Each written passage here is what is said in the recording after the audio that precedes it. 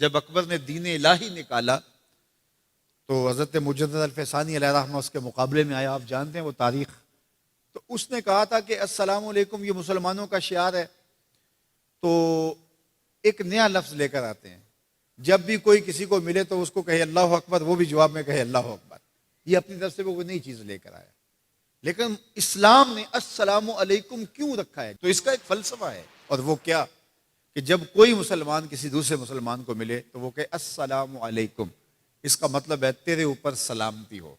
تو گویا وہ ضمانت دے رہا ہے کہ میرے بھائی, تیری جان, تیرا مال, تیری آبرو, تیری عزت میری طرف سے محفوظ ہے. میں تجھے ضمانت دیتا ہوں سلامتی کی. اور وہ آگے سے کیا کہتا ہے؟ وعلیکم السلام. اچھا تو اگر مجھے ضمانت دیتا ہے تو تو میری طرف سے بے فکر ہو جا. تیری آبرو میری آبرو ہے, تیری عزت میری عزت ہے, تیرا مال میرا مال ہے, اس لیے میری طرف سے تجھے کوئی فکر نہیں ہوگی. اب ایک دوسرے سے انہیں خطرہ نہیں ہونا چاہیے, ایک دوسرے کو ضمانت دے چکے ہیں, عہد کر چکے ہیں. اور اگر ہم سلام بھی لیں اور جڑیں بھی کاٹ دیں تو میاں ہم نے سلام لیا ہی نہیں, ہم نے منافقت کی تھی. حضور نے فرمایا افشوا السلام, تو میں سلام کو پھیلاؤ. یعنی سلام کو پھیلاؤ گے تو امن پھیلے گا. سلام سلامتی سے ہے, یہ آپ امن دیتے ہیں. ہارون الرشید کے زمانے میں ایک شخص کو سزائے موت کا حکم ہو گیا. تو اس قیدی سے پوچھا سزائے موت سے قبل تیرا آخری حق. اس نے کہا کہ میں بادشاہ سے ملنا چاہتا ہوں. انہوں نے کہا ٹھیک ہے. بادشاہ کو کہا کہ سزائے موت کا قیدی ہے, تو وہ کہتا ہے میں بادشاہ سے ملنا چاہتا ہوں. بادشاہ نے کہا لے آؤ. تو دربار لگا تھا, تو وہ قیدی زنجیروں میں جکڑا ہوا لایا گیا. اس نے کہا السلام علیکم. بادشاہ نے کہا وعلیکم السلام. آخری خواہش پوری ہو گئی. جلاد لے جانے لگے, قتل کرنے لگے. کہا تو مجھے قتل نہیں کر سکتے. کہا کیوں؟ کہا بادشاہ نے میری ضمانت دے دی ہے, مجھے آزاد کر دیا. بادشاہ نے کہا میں کب کیا؟ کہا تم نے کہا نہیں وعلیکم السلام, تمہیں سلامتی ہو. تو جس کو تم سلامتی کہہ چکے ہو تو کیا اس کے اوپر سزا ہو سکتی ہے؟ تو بادشاہ مسکرانے لگا, کہا جاؤ میں نے اس کو آزاد کیا. وعلیکم السلام کہہ دیا تو پھر سلامتی ہوگی نا.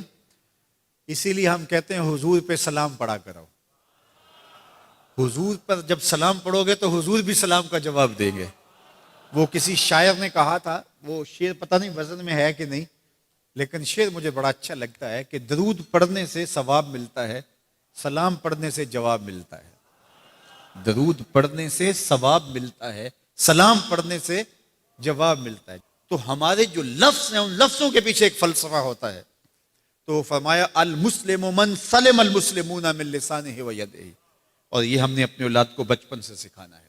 اگر ہم نے ان کو اعلیٰ ڈگریاں بھی کروا دیں, ان کو اعلیٰ تعلیم یافتہ بھی کروا دیا دنیاوی اعتبار سے, لیکن یہ بنیادی سبق حضور کا نہ پڑھایا, تو پھر وہ اس تعلیم کے باوصف بھی آپ کو آپس میں الجھتے ہوئے دکھائی دیں گے. اعلیٰ ڈگریوں کے باوجود بھی آپ ایک دوسرے کا گریبان ان کو نوچتا ہوا آپ دیکھیں گے, اس لیے کہ انہوں نے اسلام کا یہ بنیادی سبق تو ماں کی گود سے پڑھا ہی نہیں ہے. یہ پڑھانا ہے کہ مسلمان وہ ہوتا ہے جس کے ہاتھ سے اور جس کی زبان سے دوسرا مسلمان محفوظ رہے. مجھے بتاؤ, جس کو یہ سبق اس کی ماں نے پڑھایا ہو, جس کو سبق اس کے باپ نے پڑھایا ہو, تو وہ کسی مومن کی ماں کو گالی دے سکتا ہے, کسی کے باپ کو گالی دے سکتا ہے, کسی کا گریبان پکڑ سکتا ہے, کسی کو تھپڑ مار سکتا ہے, کسی پہ زیادتی کر سکتا ہے؟ کبھی نہیں کرے گا, اس لیے کہ اس کو حضور کا فرمان یاد ہے کہ مسلمان ہوتا ہی وہ ہے جس کی زبان اور ہاتھ سے دوسرے محفوظ ہو. ہم نے یہ سیکھنا ہے اور اپنے عمل کے اندر اس کو داخل کرنا ہے کہ ہمارے رویے اتنے خوبصورت ہوں, ہمارا طرز زندگی اتنا خوبصورت ہو کہ ہمارا پتہ چلے کہ ہم حضور کے غلام ہوتے ہیں.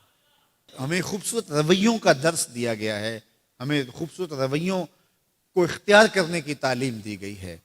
تو ہم اپنے آپ کو دیکھیں اور ہم اپنے دل کو صاف کریں, اپنی زبان کو صاف کریں, اپنی آنکھوں کو پاکیزہ بنائیں, اپنی سوچوں کو عفت دیں, اور دیکھیں کہ ہم کھڑے کہاں ہیں. جس کے 2 دن برابر ہیں, آج کا اور کل کا, تو وہ خرابی پہ ہے. سرخرو وہ ہے کہ جس کے دونوں دنوں کے اندر واضح فرق ہو, ہر لمحہ اس کا بہتری کی طرف چلا جا رہا ہو, تو وہ ترقی کی طرف ہے, ورنہ وہ تنزل کا شکار ہو رہا ہے.